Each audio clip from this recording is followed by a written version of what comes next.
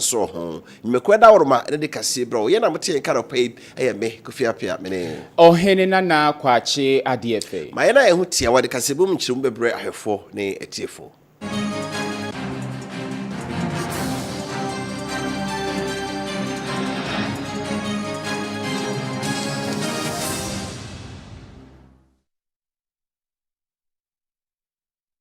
enhyemu enie ewiase amado mpanimfo enhyemu Kaseɛ wɔ China henkro Beijing mu sɛ emfie aduasanie ena manyina kohyia wɔ China henkro mu hɔ ya affirmative action omusi nkete sɛ de bebetimi ye no wɔso oba nso etimi ebie na emfie aduasanie wiase mpanimfo akohyia omubu nkompo no mahwɛ sɛ de omo kae no omatimi aya na ne brɛnra omampani John Dramani ma amanya akwan na wogina apaso no na asɛbɔde tudwa sɛ Ghana de Nyankopɔn ya adom ama niema na kutia emayi edie no bebre no an yetutu no abasa ene stre wo se sei aban akonanim pa ma ba nhoma suamu a emema ensene ma nkoda ye ko school no emayiwa ne memoa ne nyina no ema no enso ne mema no de aboso pa osanso to aso kyiri mu se hyepi na ban de ba ye bu se ne abayo ko school na sebe edu no bosome a ya de bia ama trefi akora nya bibi o do siesi ne ho ntino aban de free sanitary pad hye ba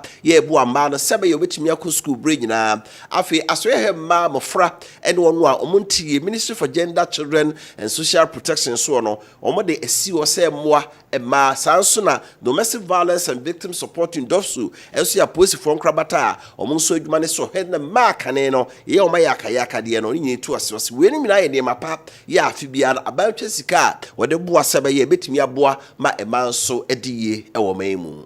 reserves 50% of microfinance small scale. Mr. President, ladies and gentlemen, we've achieved gender parity in school enrollment. Girls are going to school and staying in school. Our commitment is further demonstrated by the robust institutional reforms and legal frameworks that are designed to protect the rights of our women and girls. We've strengthened critical agencies, including the Ministry of Gender, Children and Social Protection,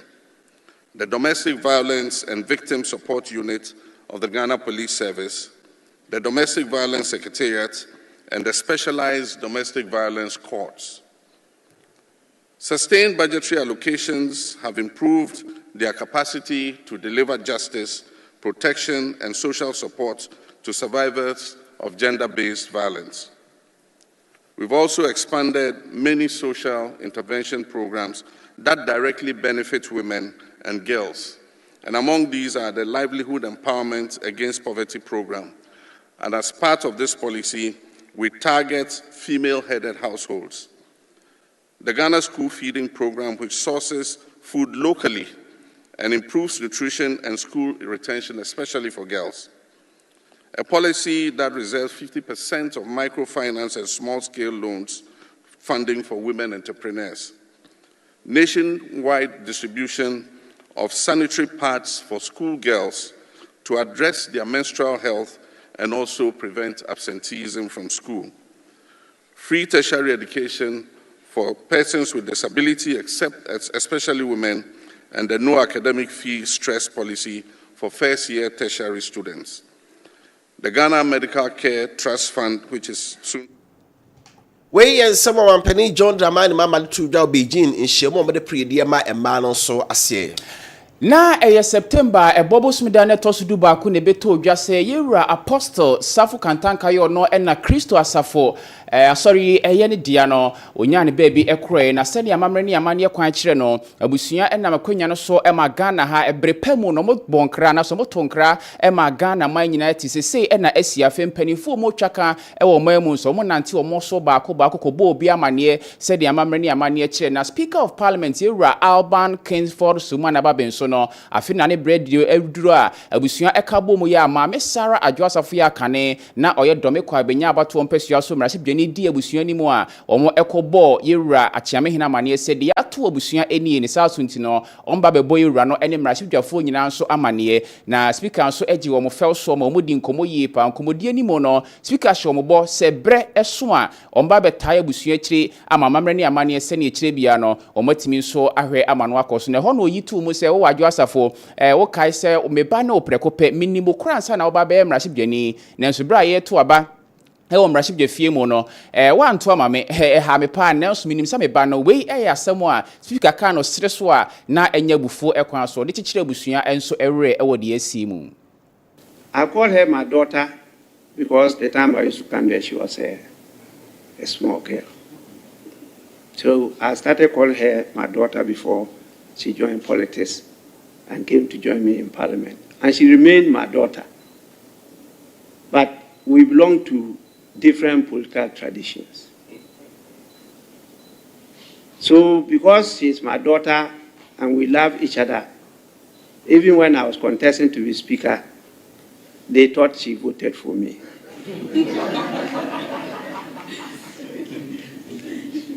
I want to assure all of you that she didn't vote for me.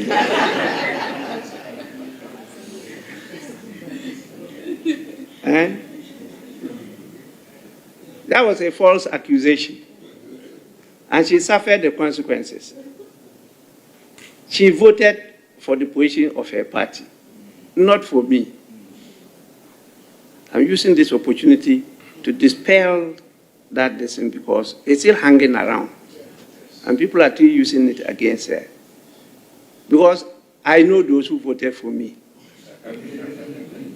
I've been in this system.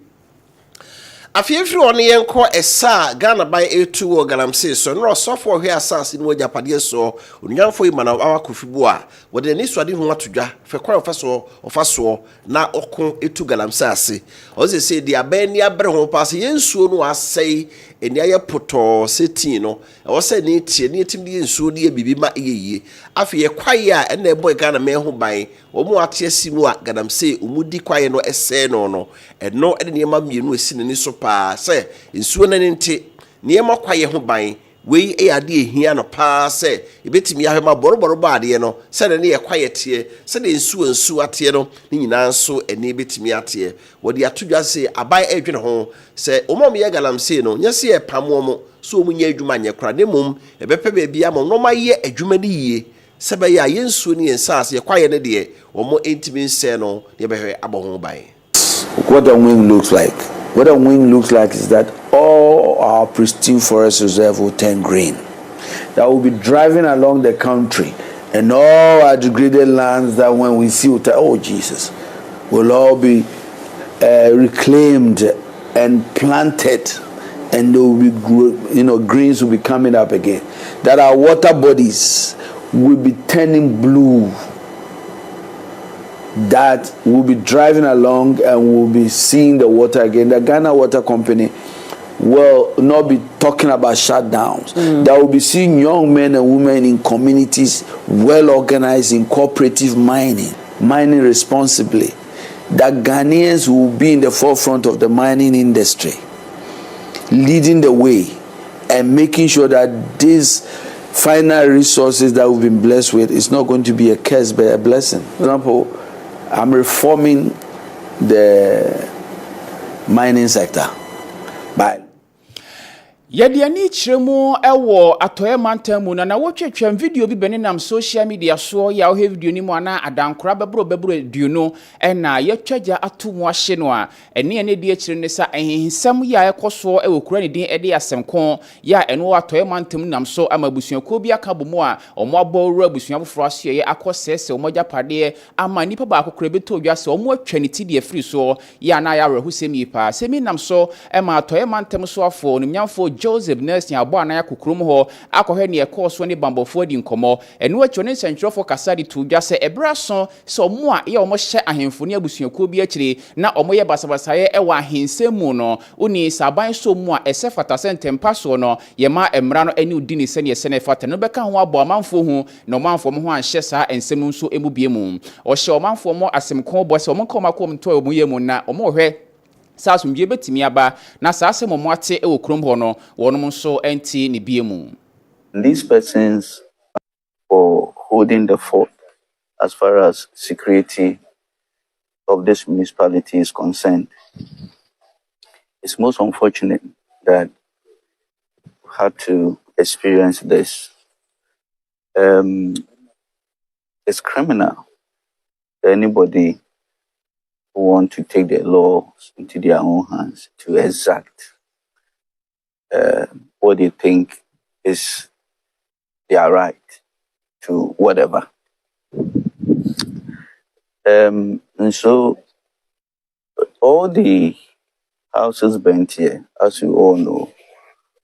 it's a reprisal attack from the attack on the chief. And these persons who attacked the chief and all those who are involved in this act of illegality, this criminal act, will have to be pursued. And I know the police is pursuing them. We are going to follow through to such time that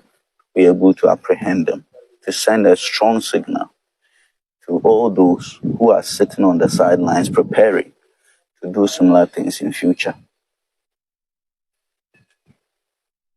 The bigger picture about chieftaincy issues. Afe yefri wa ne yeko attorney general abalo ya peni asoye ebra openi pa ya wona abalo ya peni ura Dominica yene ne nsensrofo hyebre betwam no wona batu dwa se national service asoye empenifo miyon da no nyamfo se SB na afi ura gift ware na be di ekire no nipa mienu Ghana Mexica enyuna fa won santa mu no enya agrokra na some mo kan ne bi chese ghost names se national service afi so omo wie suapon ye wo se ombeso me yafe asana makopa adwuma ye no enipa no a omudin eba bankrate mo si tua won ka no na panifo yi edibi agum enura bale ya pani aso ye de aba sam panifo mi no wodo mo akogina court na obu enkonta Ghana Mexica mama ahreyen aboyen esum cities opepima hensia edunu miensa 653 million na omuchemu a na ochese oninyamfo sesibi nko ano omansika cities opepimbe ya henum 500 million and say ututu allowance sika bi meme nipa bi a nipa ba yampem adusia omo yeso omo ye national service hu omo ne brampen fo ye hwim hu se nipa no omo din wo mu no omo nka ho sara so na wura gift o ware so kwa edu ba kom de aba no so di nipa ne bi din egu mu saa afi so national service djuma no so ekudi agina mu e de kopɛ bosia afi wura sesbi so omo saa bo no kwa edu bio se bosia bi ana sika bi a wo se ye de koye afu ma national service for ewo kumawu farm project no emusika ni bi ho a wayi e de afa ba bi a omanhunu kwankro de adekro riska ne ye nti saa mpanimfo mi no megina court no meyi wo ho ano senti a mama Ghana man sika aboyen wama aboka na edise o man ebra enso eni wo mu edie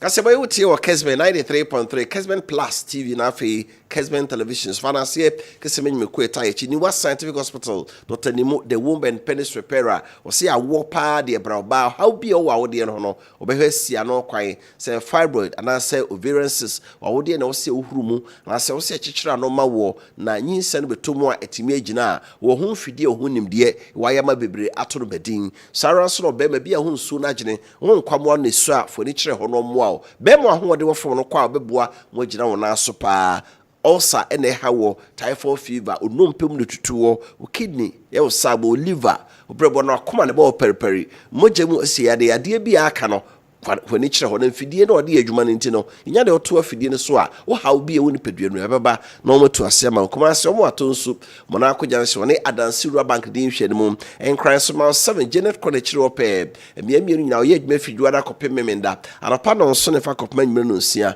for 0244 087687 0244 so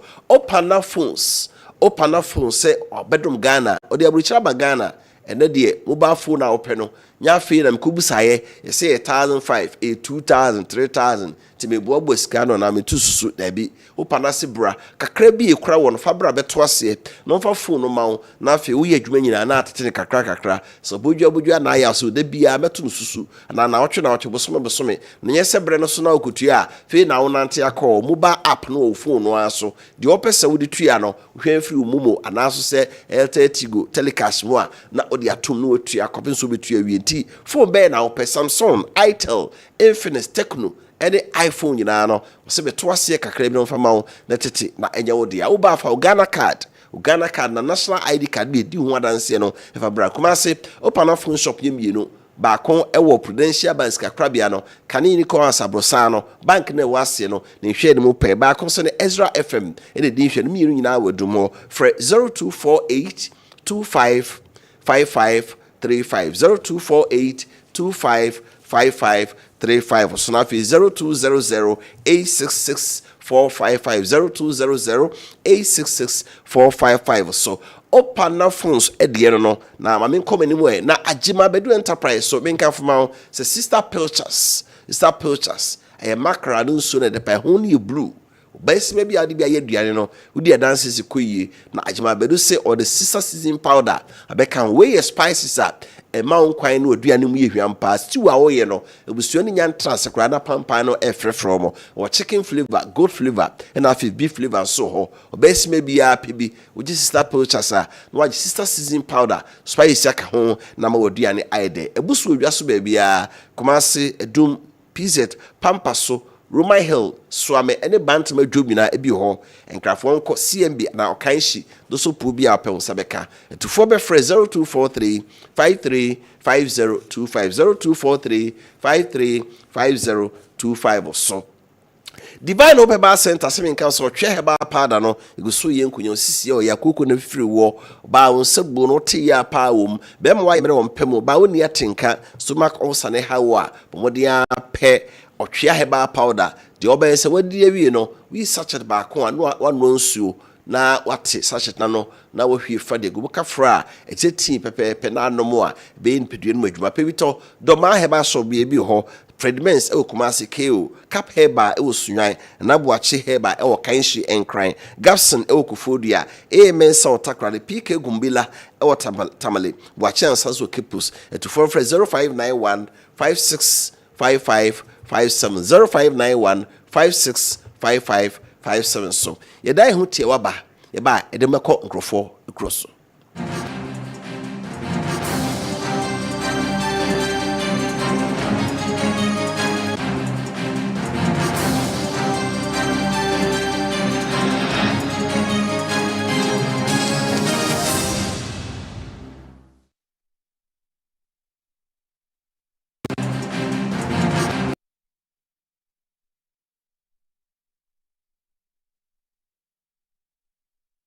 amaudo so ensem kakra yensa kano anope said and rebo etie fa mane no America man pani Donald Trump oni wiase ama hodo ye Egypt Qatar ene Turkey omo aye ntemgyinafo atimi apata ama fe de Israel ene Palestinian front kwa ekoso ewo Gaza papreso no aba awiye na se de kan bo etie fo nra amane no se apam no mu nsem ekere se Israel fo de hia Hamas fo kofa omdomum beye mfie mienu ni no obejai wo aka motiase nyina nipa ne aduo no ampaniampa enura na Yesu ansere ebusua hodo ya omo adehye efie beye mienu nie Israelfo omunhu omo akiri kwan bi okra no omu nyina asan abafie ama Israelfo busua no omo ani age a enye asemketo akra na ebusua no adehye na asana yede ombema omo no Abraham asfo gya omo do ma Red Cross fo no Red Cross fo so do ma Israel sojafo emom do kwa ya sabia yakofiri nipa ni nyina hunu se ubia hoye ubia te apansa na ode ne emabusua se na ohwe TV so no wo ho a na unua na ode ne ofie brana Israel fo di omo asese afase na Hamas fo be fo omo koye no mfie mienu nie wonte no mpopie bia na nsa na obegya omo no Hamas fo de se nipa aduonu no nyina mfoni atudwa se nipa no be fa omo nomum no omo aka ye omo da so ate ase a wonsem a yegya omo ni enti na busua nani age se omo ade hye no omo da so atase bi dum de koye no omo ansa mafie bi makowu e Hamas fo nsem a omo mu kra omo nsanka enti se wo de hye koye na mfie mienu nie nyame adi no afofi na watima sa abafie a na ye nije pa omampanyi Donald Trump enura asemisi no ano se na onam kwan so a woko Israel menko Israel Knesset mrasha badwam ene omko kasai se nura ye nije da edema no se watimi yakama fedie Israel ne Palestinian fo ntokwayi etimi abawiye no se America man ni bedi akira no ma hwe se apam no mu nsem a o ma ye nyina no afenu no obia so bedi so na afi Gaza mpapreso no o mu nyai ema ensan enkohye amasefo nse bio nenso hwe a bra Israelfo firi ho no ano amasefo na sa tie simu a o ma twe omatu ya kaka botubi kakatakata wani mu a o mu chese Israelfo kodi a ene Gaza mpapreso no eye o mu de a o mu asa abegyabo so no mu ne ekuo bi asore na ne omo bepre ho no omo de abo ani ntenura ni gida kese ma Israel man no se di aka ne se omo a omo ntiase omo wuye Hamas fo nsemo no Israel fo che se aka nipa no aduonu nwotwe ena omo nya omo enimu no so ya omo sanka omo mu se nipa aduonu nwotwe no omo wu Hamas fo omo mra Hamas fo so kire se nipa no omo nim ba bia omo nyina omo mu no wo mienu pe ena omo hunu ba bia omo de amu no ko hye omo kire to ayi amu no mienu e de ama Israel fo na eno no mampani Benjamin Netanyahu kire se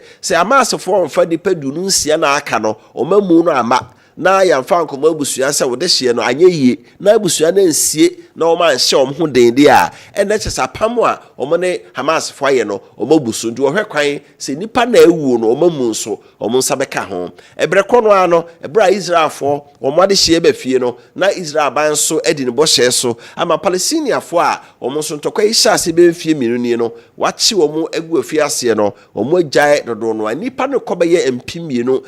na Israel fo nso kachrom say ye jam wade hye na mamo ne hunu se moni age na mubusa ne hunu se de sie no nso moni je ho ne mra abimem ye de ne kire Madagascar eno ayebo ati famane se Madagascar fo aye kire be na otwemienu ne ati o mampani Andrajolina ona ohwe no akasamfoni television so mo asem mo kan se ohia ne nkwankom ekum mabunu o nya adwuma nye Madagascar ho na omampani so onye bipe bi amoaman no mko kan ya o si prime minister Manswafo pani a odo o mana hye ne se wono apam no nenso no mampani no a e no peso mtu na de so na dompembo ne ye kina no ye den e ma memenda no anwumere no sojafo a e o man mu kan se so mampani Andrajolina ontimu man no de a ahwe ya o metu na ban no agu eno ntinura nanka wo so kasa kire o man awia nenso mampani se no wadwane akope ba bi ate anwumere be no nwotwe e kobo no nkro bre so no e no kasa kire man no ka bi tia asojafo man mu se ya to oba da yi no se mampani wonim die tia asojafo na ye o madwen se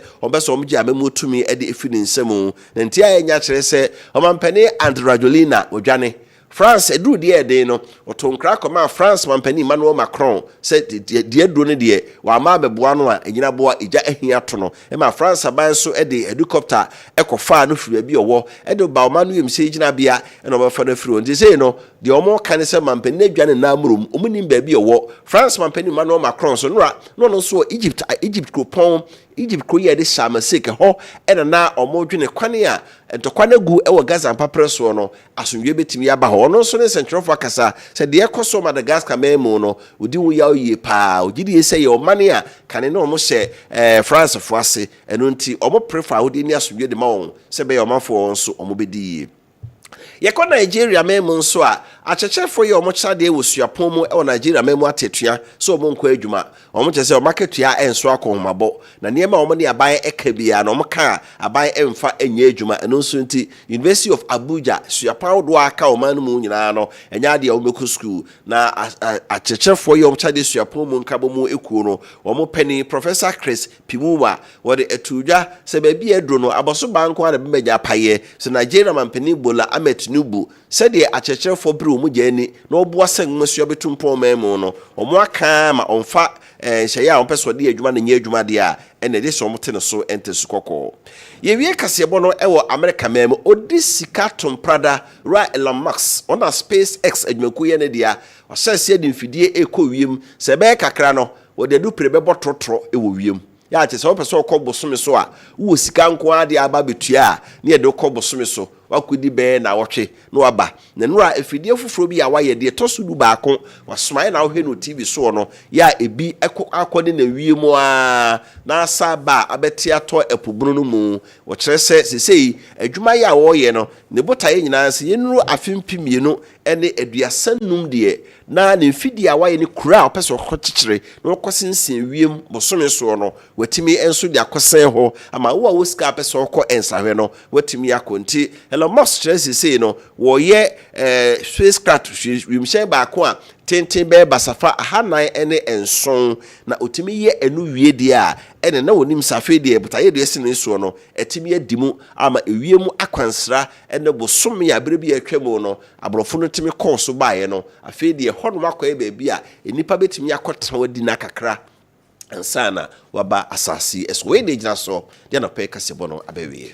Yes, fast like Kaseɛ, multi-credit savings salons. So say boafo na loan no bomodia on san kan dia bowra ya so ebia na kwajo de o ya ban adwumani ankran dwedi no obia betimi abowra so ebia multi-credit for nkrabata bi no awakwa akwaji ebi ukọ ansihu ada so no kakra bi na ede to so ede ama afie ofutufo mbehwe tufo ehun sisika ede mu ano betimi de adi dwuma so beba mfaso de ama wo awode bia nso nim yenka se kofa fi wasase na wajapade besi awa ansa na wonsa akasikai ba bia bewre bia wonsa beka gina befre na ne panifoni nkomo ewo 03220 374 123 03220 374 123 na yebejusi agina so no pay yemamuni amado so nsem nsakan ede ni nyina si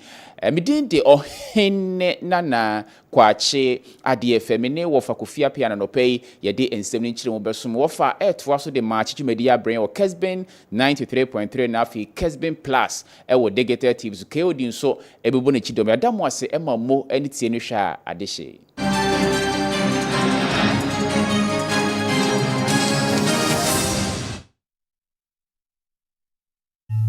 Obi na invite me say memra wedding. Na me bedroom here. The shaman for dressing. There's more room for him.